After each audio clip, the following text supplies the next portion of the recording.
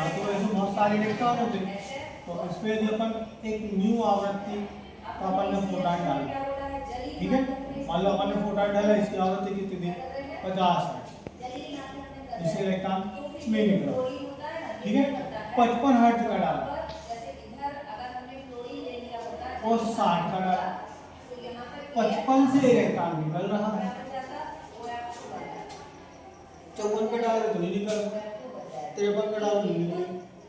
तो आपको फोटॉन के विकिरण को न्यूनतम ऊर्जा तो इससे इलेक्ट्रॉन निकालने के लिए जरूरी है, जैसे क्या कहते हैं देहली आवृत्ति, ठीक है।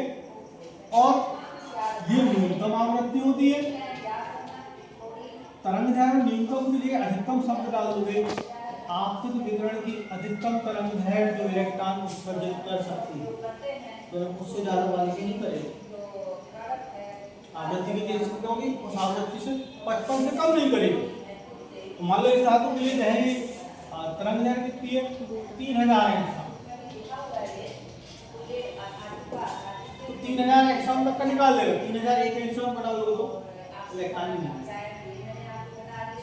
धातु का काम है सबसे ज्यादा कितनी तरंग दैर्घ्य निकाल सकता है, देहली तरंग, उससे कम यदि कम तरंग दैर्घ्य डालोगे तो निकल जाएगा, बराबर का डालोगे तो निकल जाएगा, लेकिन ज्यादा का डालोगे तो नहीं निकलेगा, है ना।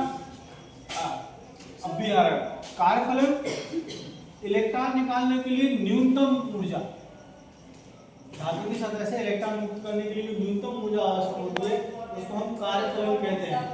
क्या कहते हैं उसको, कार्यफलन। इसको हम फाई से दिखलाते हैं। मान लो देहली आवृत्ति न्यू जीरो, तो कार्यफलन का सूत्र होगा h न्यू जीरो, देहली तरंग है लैम्डा जीरो, फाई बराबर h c बटे, इसमें न्यूनतम शब्द आएगा, इसमें अधिकतम शब्द आएगा ना। आपतित विकिरण की अधिकतम तरंग है, इलेक्ट्रॉन निकाल सकते हैं, उसको क्या कहेंगे हम, देहली तरंग, ठीक। निरोधी में हो, अब भाई मान लो आपके पास यहाँ कैथोड है, यहाँ कौन है एनोड, यहाँ पर प्रकाश डाला, इससे कौन निकलेगा, इलेक्ट्रॉन ऐसे चले आ रहे थे, किसकी तरफ आ रहे थे वो, कैथोड से एनोड की तरफ। इलेक्ट्रॉन का कौन सा आवेश होता है, माइनस, और एनोड पे अपन ने मान लो ऋणात्मक वो लगाया है, तो इलेक्ट्रॉन इस तरफ आ रहे थे, तो एनोड का ऋण इलेक्ट्रॉन से ऋण को प्रतिकर्षित करे, कहाँ फेंकेगा, दूर। इस एनोड का या संग्राही प्लेट का इतना ऋणात्मक विभव कि वो इलेक्ट्रॉन बाहर ना पहुंचे,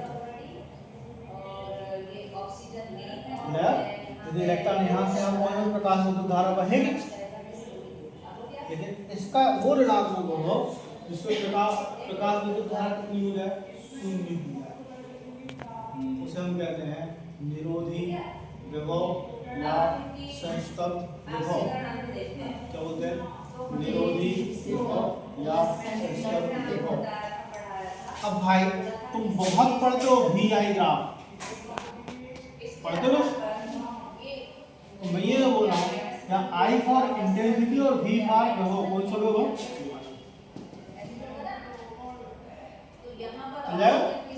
तो भाई जब तीव्रता बढ़ाई जाती है तो निरोधी विभव ज्यादा ऋणात्मक मिलता है, ये बढ़ जाएगा, ठीक है, तो जाएगा वो बढ़ जाएगा। तीव्रता बढ़ाए जाने पर नहीं, तीव्रता से इसका कोई लेना देना नहीं है, तीव्रता से कोई लेना देना नहीं है। अब निरोधी विभव V, आवृत्ति क्या रहती है, जब बड़ा भाई आता है या अपन जब छोटा भाई आता है तो बड़े भाई की ताकत क्या हो जाती है, बढ़ जाती है,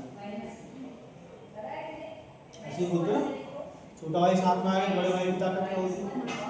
वैसे ही यदि हम विकिरण की आवृत्ति बढ़ाते हैं तो निरोधी विभव ज्यादा ऋणात्मक होते जाता है।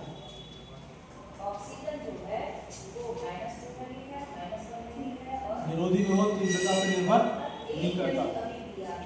गतिमान कण, जब कोई कण गति करता है तो उससे एक तरंग संबद्ध होती है जिसे हम द्रव्य तरंग कहते हैं।